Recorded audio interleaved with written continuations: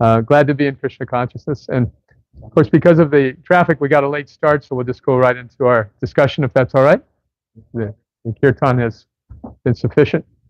All right. So I would like to read today from chapter 12 of Bhagavad Gita, Srila Prabhupada's Bhagavad Gita as it is. And we'll say the invocation prayers. If you'd like, please chant along.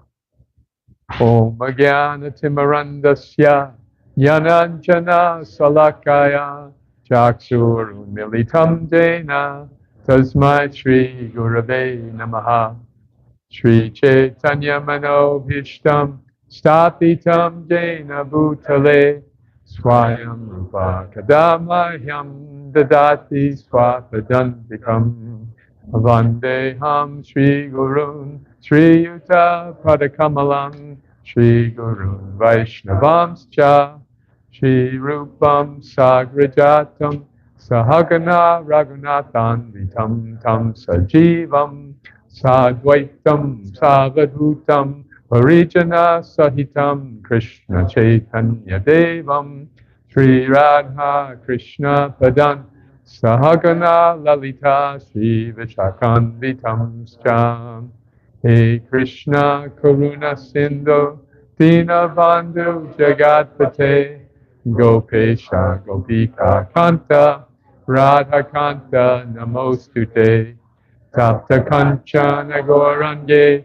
Radhe Vrindavaneshwari Vrishabhanu Sute Devi Pranamami Hari Priye Vanchakalpa Tarubhyascha Kripa Sindhu Vyaivacha Patitanam Pavanebhyo Vaishnavebhyo Namo Namaha. Shri Krishna Chaitanya Prabhu Nityananda Shri Advaita Gadadhar Shivasadi Gaur Bhakta Vrinda Hare Krishna Krishna Krishna Hare Hare Hare Rama Rama Rama Hare Hare. This is chapter 12, verse 15 from the Bhagavad Gita as it is. We put that on the screen. 12:15. The chapter entitled Devotional Service. So this chapter comes after what section of the Bhagavad Gita?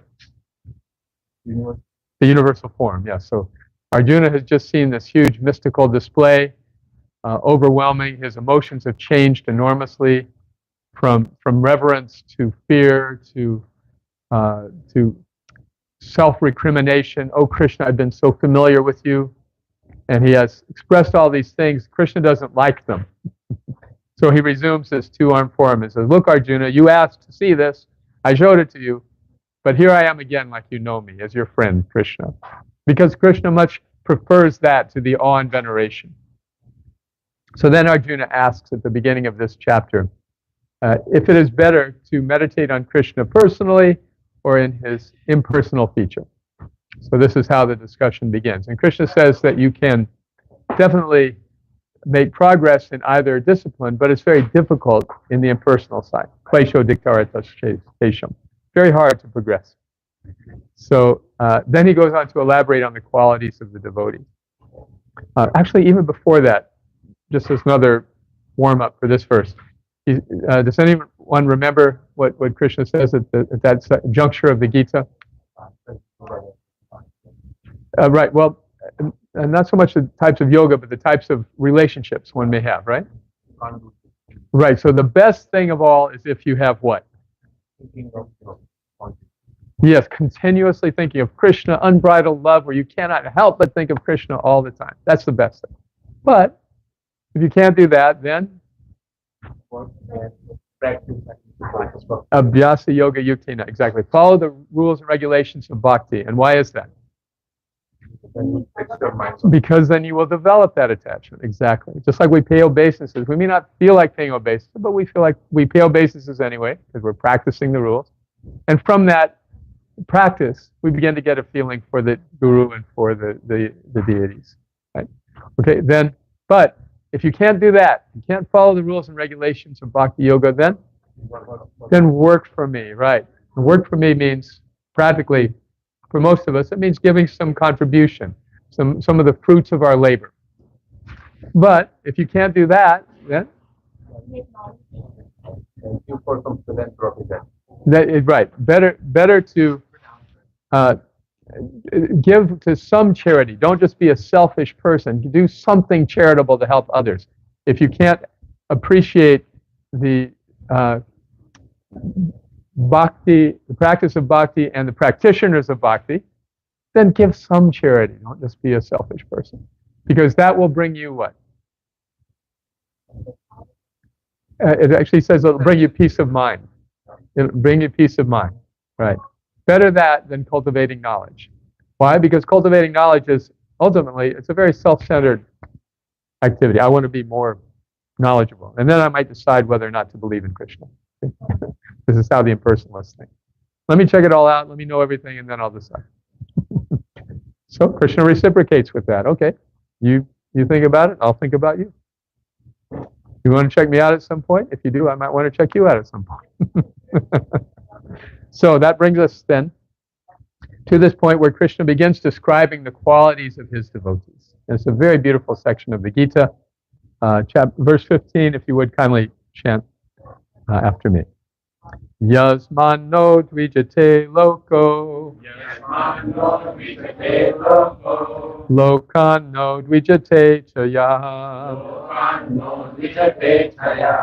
Harsha marsha bayo dvegair. Mukto yasa chame priyaha. Yasman no dvijate loko.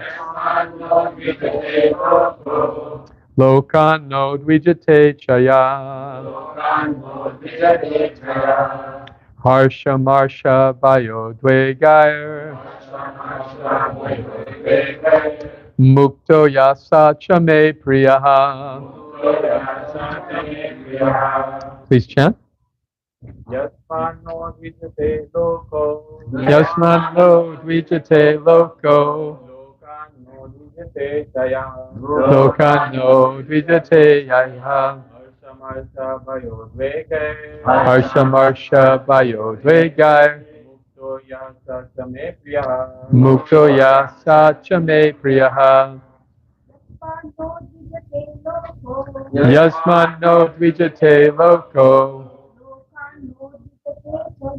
Lokano dvijate chayaha. Harsha marsha bayo dvegai. Mukto yasa chame priyaha. Yasmano dvijate loko. Yasmano dvijate loko. Lokano dvijate chaya. Lokano dvijate chayaha. Harsha marsha bayo dvegai. Mukto yasa chame priyaha. Yasmano dvijate loko. Lokano dvijate yaha. Harsha marsha bayo dvegai. Mukto yasa chame priyaha. So synonyms, please, responsibly. Yasmat. Let's say responsibly, for those who can't see. Yasmat. From whom? Na. Never. Udvijate. Are agitated. Lokaha. People. Lokat. From people. Na. Never. Udvijate. Is disturbed. Cha. Also. Yaha. Anyone who. Harsha. From happiness. Amarsha. Distress. Bhaya. Fear. Udvegai. And anxiety. Mukta. Freed. Yaha. Who. Saha. Anyone. Cha. Also. Me. To me. Priyaha. Is dear. Sorry, very dear. And translation together, those who can see. he by whom no one is put into difficulty, and who is not disturbed by anyone, who is equipoised in happiness and distress, fear and anxiety, is very dear to me. Purport. A few of a devotee's qualifications are further being described. No one is put into difficulty, anxiety, fearfulness, or dissatisfaction by such a devotee. Since a devotee is kind to everyone, he does not act in such a way to put others into anxiety. At the same time, if others try to put a devotee into anxiety, he is not disturbed. It is by the grace of the Lord that he is so practiced that he is not disturbed by any outward disturbance. Actually, because the devotee is always engrossed in Krishna consciousness and engaged in devotional service, such material circumstances cannot move him. Generally, a materialistic person becomes very happy when there is something for his sense gratification and his body. But when he sees that others have something for their sense gratification and he hasn't, he is sorry and envious. When he is expecting some retaliation from an enemy, he is in a state of fear, and when he cannot successfully execute something, he becomes dejected. A devotee who is always transcendental to all these disturbances is very dear to Krishna. Srila Prabhupada ki jai. What do you think? Is that nice? There's a famous story of the Chinese farmer. You know the story? The horses. Should I tell it, or does everyone know it already? Okay, so the Chinese farmer, his son, managed to capture a wild horse that was running through the property. And that was a great opulence because horses were so valuable. So all the neighbors said to the farmer, "Oh, you were very fortunate." He said, "Yep, maybe yes, maybe no." And so then the son was breaking the horse in, but the horse threw him off, and the son broke his leg. Couldn't work. And the neighbors said, "Oh, you're so unfortunate." He said, "Maybe yes, maybe no." And then the king declared war, and the soldiers came through the village, rounding up all the able-bodied men to fight in the army. But the son couldn't go because he had a broken leg. The neighbors said, "Oh, you're so fortunate. Maybe yes, maybe no." And it goes on. So the point is, what we're reading here is that a devotee does not react to various stimulating circumstances. And that makes that devotee dear to everybody. Now think about how that applies. There's so many causes for disturbance in life. Huh? And being a devotee means we just absorb these happinesses and distress without reacting. Doesn't that seem insensitive on the surface? You're just going to be an impersonalist, a voidless, a emotionless, a stoic entity. Why is it? What is the difference between, let's say, a stoic who is just trying not to respond to the world and a devotee? What is the difference?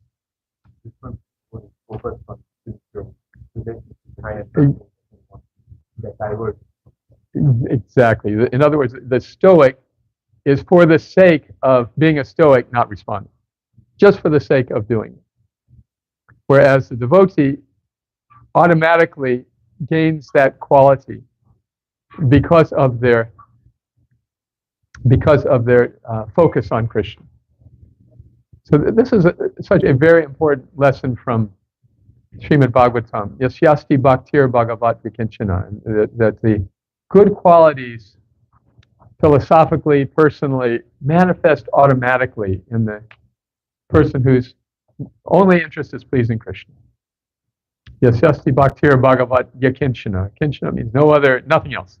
Just wants to please Bhagavan. Savarganar tatra samasate sura. All the good qualities of the demigods appear in that person. Harav abhaktasya kato mahadguna. However, for one who is not so focused on pleasing Krishna, kato mahadguna, where are there any good qualities? Now that sounds so harsh, but then the last line explains it. Manoratena asato davato bahi. Manoratena means what? Manorata. Rata is, and mana is, the chariot of the mind is always pulling them here and there. So this is the, if you will, the implacable quality of the devotee. that the devotee begins to recognize the difference between a mental response and a spiritual response to stimuli. And at least being able to discriminate, the devotee becomes skeptical of the mental response. So it's not stoicism as much as discrimination.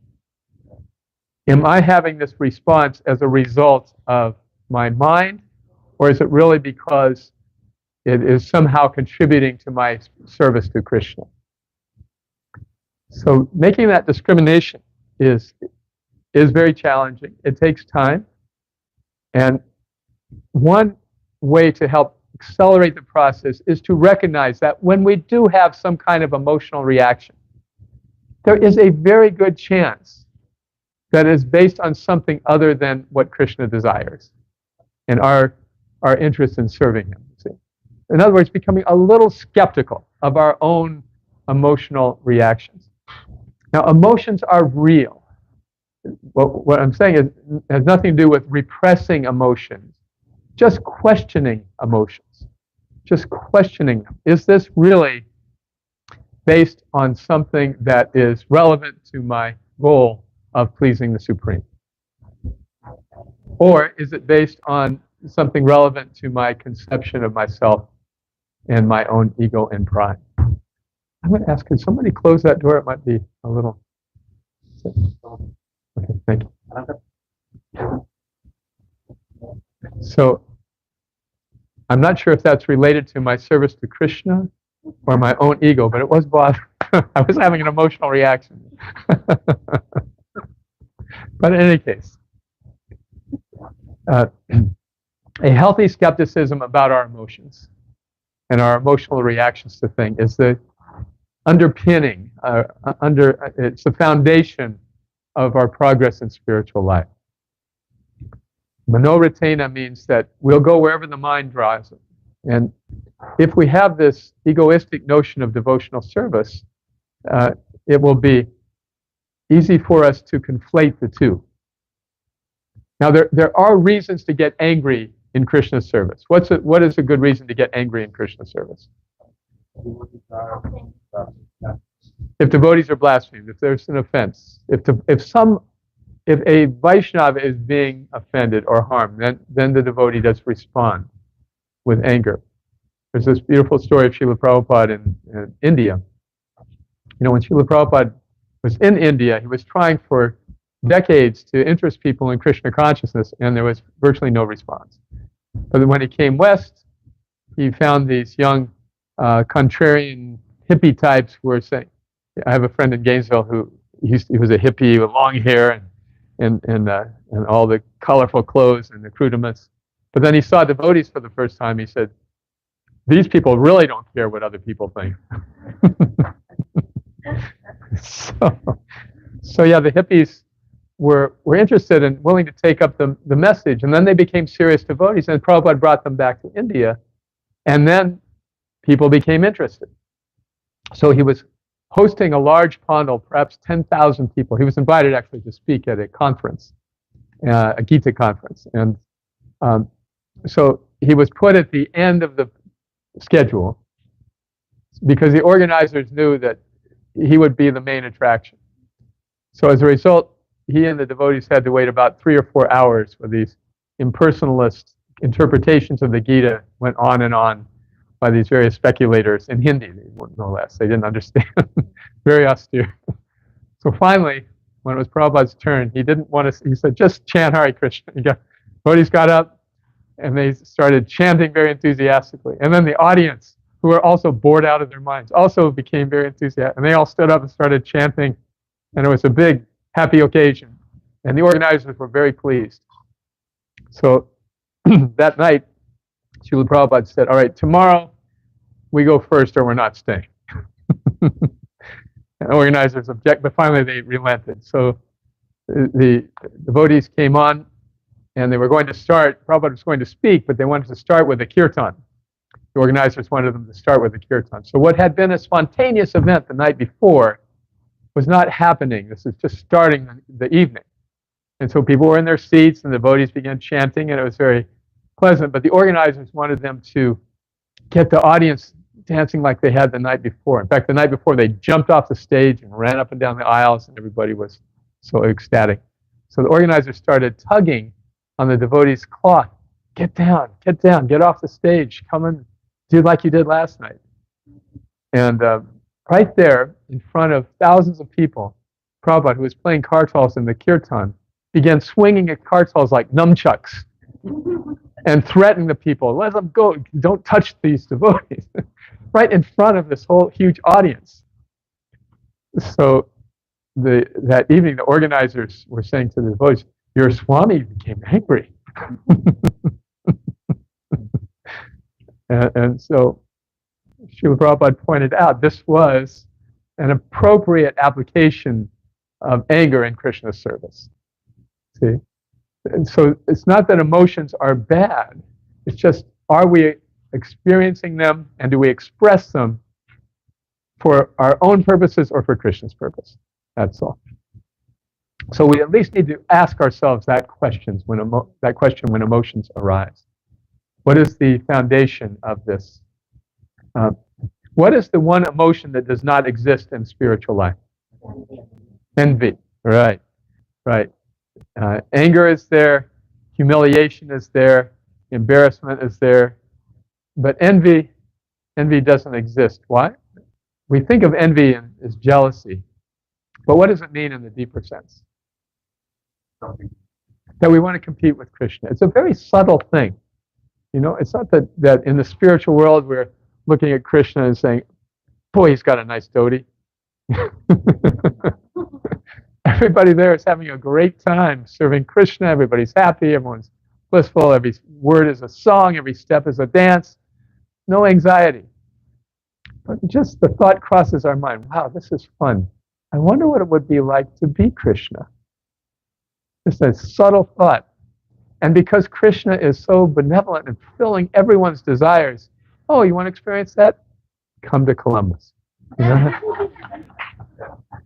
problem. So it is all our own, that just the subtle desire to be Krishna. Now, that's not manifest in a gross way in most of our lives. We're not thinking, oh boy, I can't wait until I'm Krishna. I'm Hare Krishna, Hare Krishna. I'm going to be Krishna someday. We're thinking more like everything revolves around me. That's what the material world is all about. Everyone's having a chance to experience this fantasy of being the center of creation. And it's very deeply ingrained in us, isn't it? So if some little thing happens in our lives that upsets us, then it's magnified to a big thing because from our perspective, we are the center and therefore this is a big problem. This obviously is very distorted because people have enormous problems, much greater than ours. But we think a great deal about our own problems and very little about theirs. Even if they're friends, even if they're loved ones, we, by nature, will tend to think more about our own concerns. So this is one of the grips of materialism that gradually loses its hold on us as we progress in Krishna consciousness. Our problems become less. When we have a problem, we're like that Chinese farmer. Yes, maybe this, maybe no. This may be a big problem, maybe not. But one thing is for sure, that whatever problem we're having, whatever challenge we're having is what? It's coming from Krishna. He has some reason for it. We may or may not understand it, but he has some reason for it. It's not happening by chance. It's not happening by accident. He's not vindictive, punishing us, and he's not unaware of it as well. He's fully aware. But in fact, whatever happens, once we turn to Krishna once in our lives and say, Krishna, please take me, I'm yours. Let's all say that. Krishna, please take me, I'm yours. From that moment on, everything that happens to us is directly controlled by Krishna. We're no longer under the control of the material nature. What comes in our lives is not a random function of Maya. We are now directly receiving karma from Krishna, Krishna karma. Krishna is so expert, he knows surgically exactly where to press that button, where it's going to affect us in a deep and emotional way. He knows the soft spots, and he's helping us by hitting us in those places, because from that experience we will come to see that yes, even this will fade away in the presence of my devotion. If I keep up my devotion, even this thing which hurts so badly and seems so profound and was so difficult, in time, it will evaporate. But the chanting will remain. So this is how Srila Prabhupada could live out these years in India. Just imagine, how he was living. An astrologer had told him he'd be one of the richest men in India. So his thought was, okay, well, I'm destined to make a lot of money. I'll make a lot of money, and then I will spread Krishna consciousness. First of all, he was part of his spiritual master's institution. He was very proud of his institution, the Gaudiya Math. He saw, I visited Ultadanga Road, where Srila Prabhupada met Srila Bhaktisiddhanta in 22? 22, yes. And it's a wonderful place. If you haven't been there, I encourage you to make the pilgrimage. It's it miraculously was purchased by ISKCON, only by the help of the West Bengali government. It used to be so horrific and are now so supportive. Now they remodeled, the whole building was just crumbling. Bhaktisiddhanta had come there from Mayapur and rented that building, and on the lower floor he rented out the rooms just to pay the bills, and then he lived on the upper floor to start his mission, just from that rented spot. And so it was there, in this very humble place, that he met, Srila Prabhupada came and met him. So that institution, from that very humble beginning, began to grow. And it spread all over India. He had 60 branches and thousands of disciples, just from virtually nothing. So Srila Prabhupada saw all this, and he took so much pride in his Guru Maharaj, and how he had sent disciples to Europe, and how he had been so successful, influenced so many people, published so many books.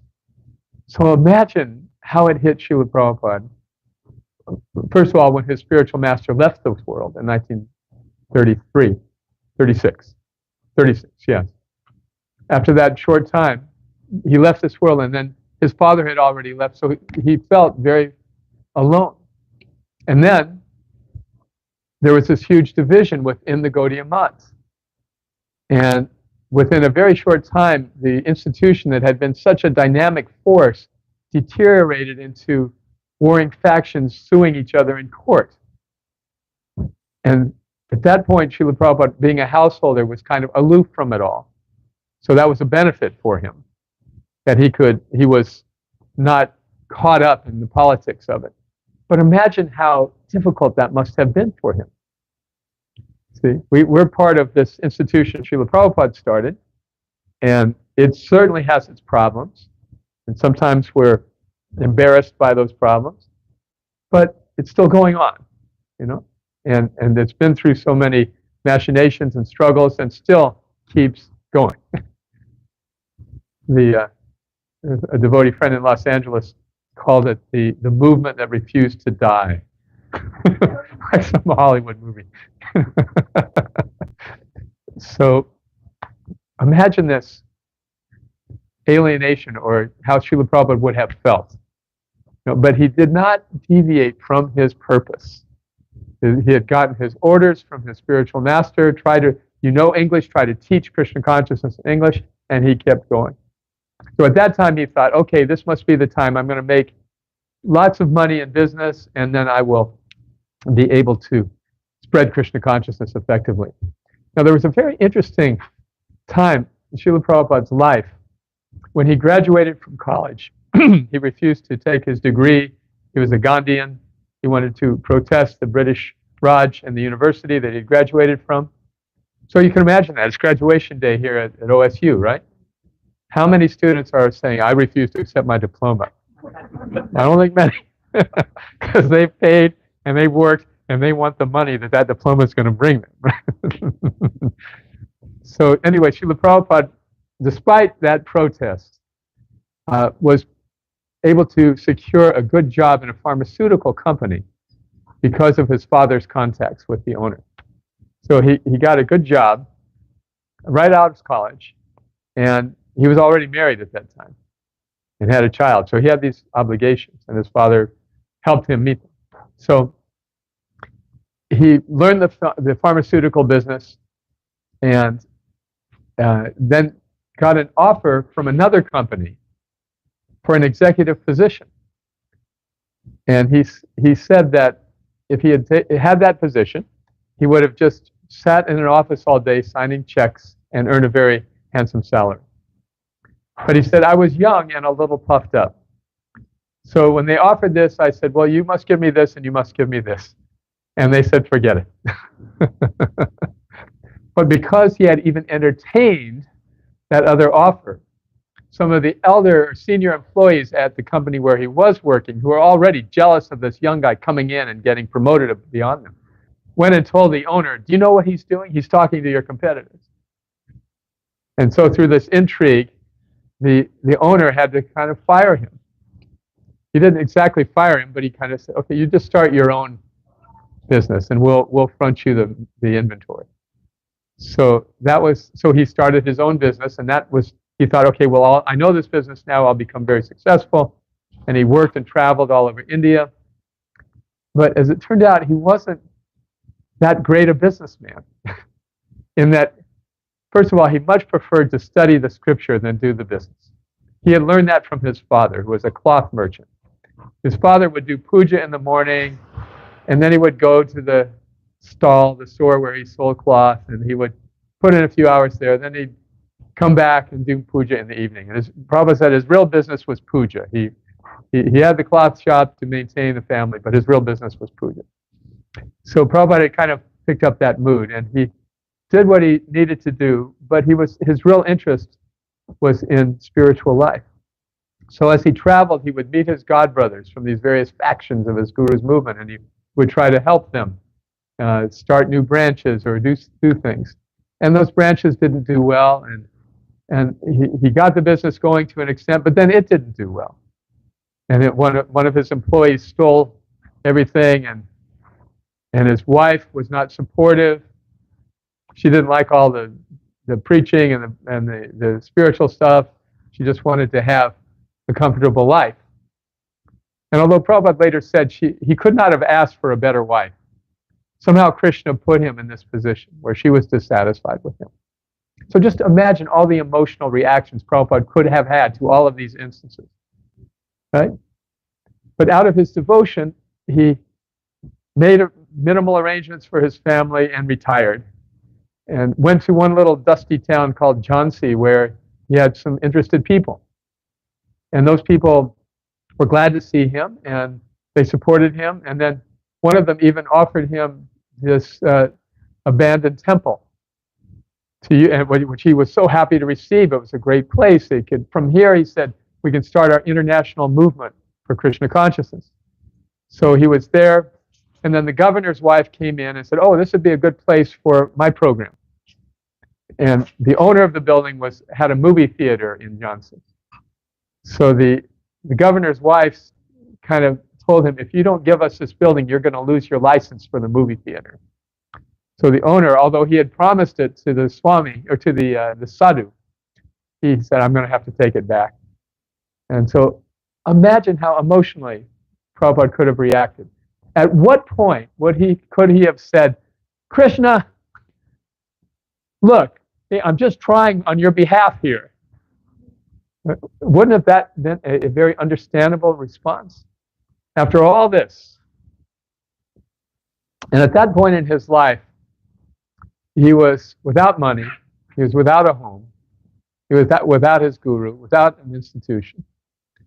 He had always been comfortable, and now he was scrounging. And never did he deviate from his desire to serve Krishna. That is the amazing lesson from Srila Prabhupada's life. He did not let any of it deter him. He went to one of his godbrothers. Everybody knew he was a good writer, so one of his godbrothers said, why don't you come here and edit our publications? And so he came. But when he got there, the godbrother had left a letter. Oh, there's so many neophyte devotees here. You, in addition to running our publications, you please manage the temple. So managing the temple is one of the most difficult services for Krishna. There's a story about a entertainer who had a donkey. He would go from village to village in India. And this donkey was so entertaining because whatever anyone would ask the donkey to do, he would do it. So they'd ask him to do all kinds of silly things, and the donkey would do it. Everyone would laugh, and it was a big, big event. So finally, one man came up to the donkey, lifted his donkey ear, and whispered something. And the donkey said, refused to do it. So the owner said, what did you ask him to do? He said, I asked him to be a president of ISKCON.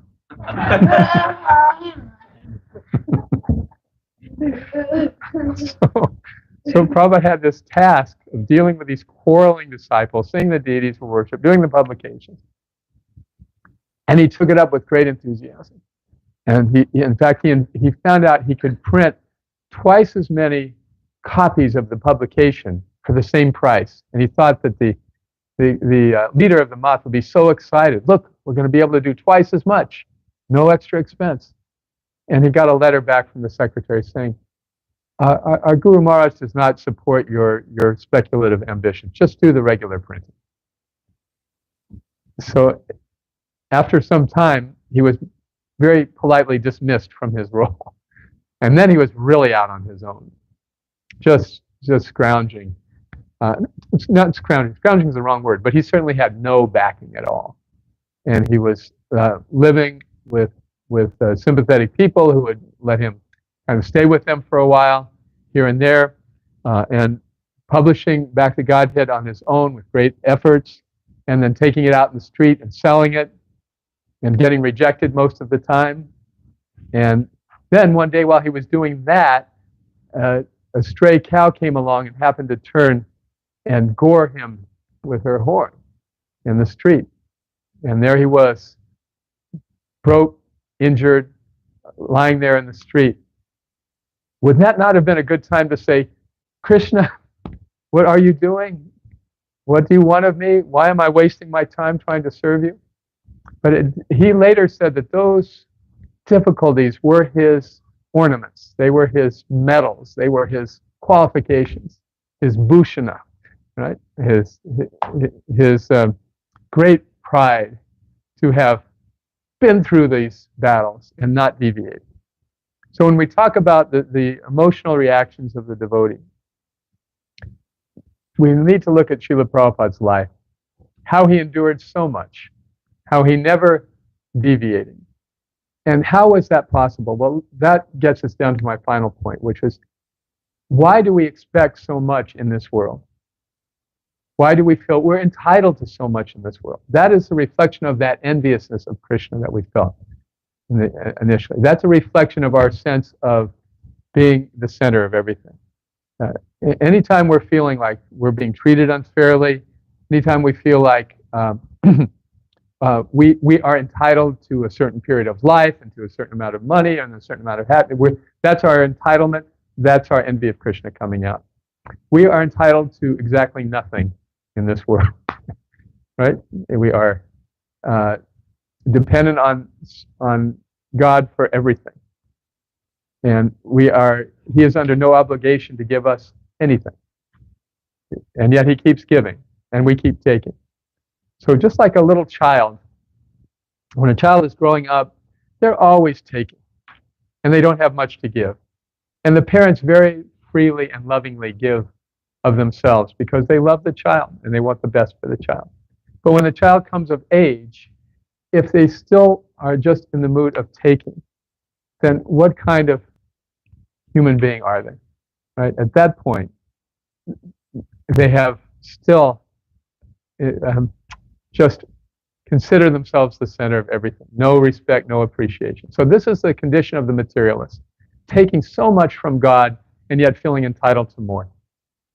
It's a meme, isn't it? The 30-year-old living in the mom's basement. So this is the materialist. It's just taking from God, take. And by the way, I'm entitled to 100 years of life. I'm entitled to having a good family. I'm entitled to health. I'm entitled to this much money. There's just this very self-centered expectation, none of which is true. It's all an illusion. So the devotee sees through that illusion. I'm not entitled to anything.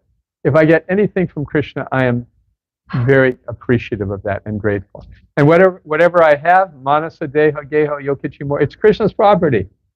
It was not mine. I used to think it was mine. Now I understand it's Krishna. So my role is taking care of Krishna's property. It's Krishna's family. It's Krishna's household. It's Krishna's money. I'm the steward. I'm the hired help to take care of it for Krishna. And that's my role.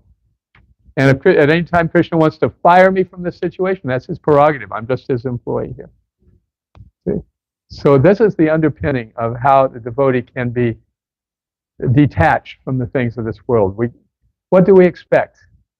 What do we expect? See? So in this way, by having a realistic view of this world, we can be in it and yet not affected by all the inevitable machinations and instabilities and injustices that are going to be heaped upon us. All right? So these are some life lessons from Srila Prabhupada. Any reflections, comments? You have a few minutes? Yes.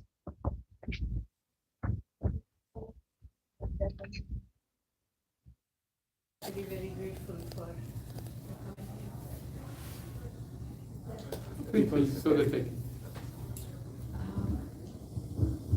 Thank you so much.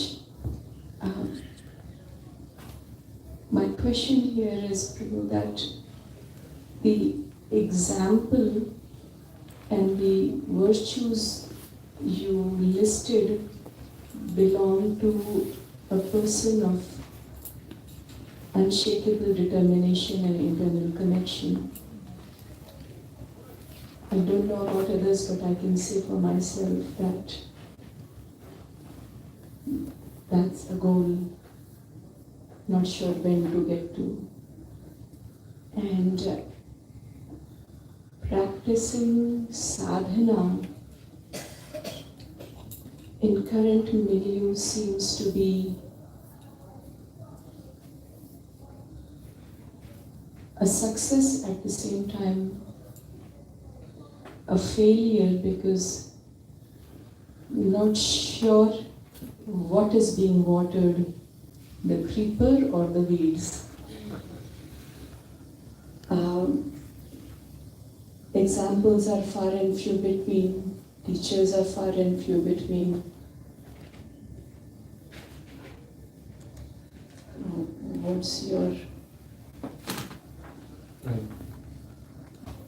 In other words, we're practicing, but we don't seem to be making much progress. If I could summarize what you're saying, is that correct? We're practicing.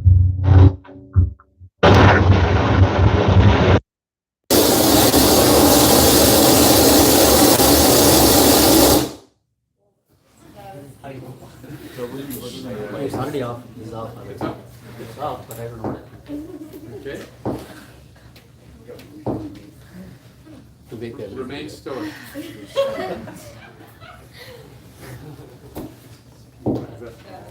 Short is it?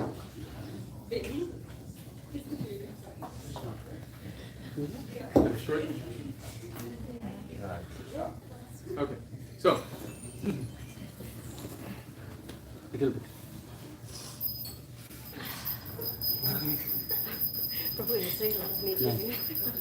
Hare. Hare. So I'll just speak now. This is a great, relevant question for us all. That we're practicing, but we don't seem to be making progress the way we would like to. And this is related to that sense of entitlement. We're practicing, and therefore we're entitled to be blissful. Right? Isn't it? We're entitled to be feeling better than we're feeling. We're entitled to be getting more joy out of the process. Otherwise, why am I taking my time? What else could I be doing with my time that would bring me more joy? Right? Isn't this the underlying message? That it's more of the same thing, but life doesn't allow you to have. You would like to do more spiritual practice, but life doesn't allow it. Yeah. You remember the 6 guarantees of success in devotional service given by Rupa Goswami, right? Utsahan is the first. So being enthusiastic when we don't feel enthusiastic is not being duplicitous. You know, that's not being hypocritical. It's actually being intelligent. I'm thinking about Jayananda Prabhu, who was such a great servant of Srila Prabhupada. He would take up very unpleasant tasks and always be enthusiastic about them because he saw the connection with Krishna. So our duty, our service, to our work during the day, whatever it is, this is our service for Krishna. Let me be enthusiastic about it. That's a mental discipline. It's related to counting our blessings. There's so many things that could be going wrong that are not. And if a few things are difficult, well, on balance, that's not much to ask. So being positive, the discipline of keeping a positive attitude, counting our blessings, that's utsahan. And then nischayat, patient, conviction rather. Yeah, I'm convinced. For that we need to read. We need to keep imbibing the philosophy. We need to keep hearing and being reminded that this material world does not owe us a damn thing. You know, and we're not entitled to anything. So, and we are eternally servants of Krishna. We are entitled to a blissful life if we take it as Krishna's servants. Commitment, conviction. And then dhairyat, patience. Yeah? Nischayat, dhairyat. Patience and enthusiasm seem to be on the opposite ends of the spectrum. But in bhakti, they need to coalesce. I'm counting my blessings, I'm appreciating the chance to serve, and I'm doing it every day. I am patiently proceeding. So these things, Rupa Goswami says, guarantee the complete success of the devotional service. All of us go through the plateau of not feeling as ecstatic as we did when we were starting our Krishna consciousness. That's part of the test. That's part of the experience. That is our qualification to enter the spiritual world. Krishna doesn't want half-committed people because they'll spoil the party. Right? So going through that period and being enthusiastic, even when we don't feel like being enthusiastic, that helps us feel blissful. If we're not feeling enthusiastic and we're thinking something's wrong with the process or something's wrong with me, then we're missing the lesson. Okay, what do I have to be enthusiastic about? I'm able to chant. I'm able to. I have Prabhupada's guidance in my life. I know what to do and what not to do. How fortunate I am. That's the discipline we need to apply. But if we keep chanting, even if we can't come to that point, Krishna will be merciful anyway. So that's something to be enthusiastic about. Just don't leave. Just don't quit. Anything else? Yes. Thank you so much for the wonderful class. I've been having this question that you can answer.